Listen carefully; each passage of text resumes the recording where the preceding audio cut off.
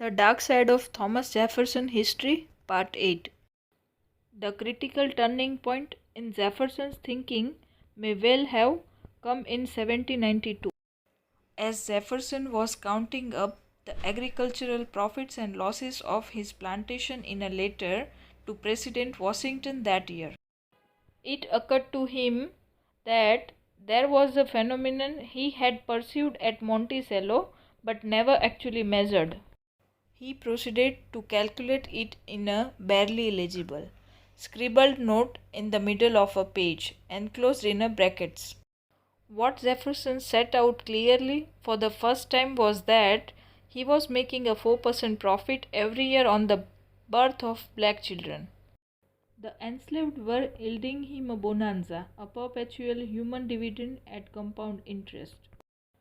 Jefferson wrote, "I allow nothing for losses by death, but on the contrary shall presently take credit 4% per annum for their increase over and above keeping up their own numbers."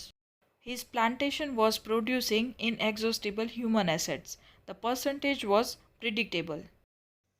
In another communication from the early 1790s, Jefferson takes the 4% formula further and quite bluntly advances the notion that slavery presented an investment strategy for the future.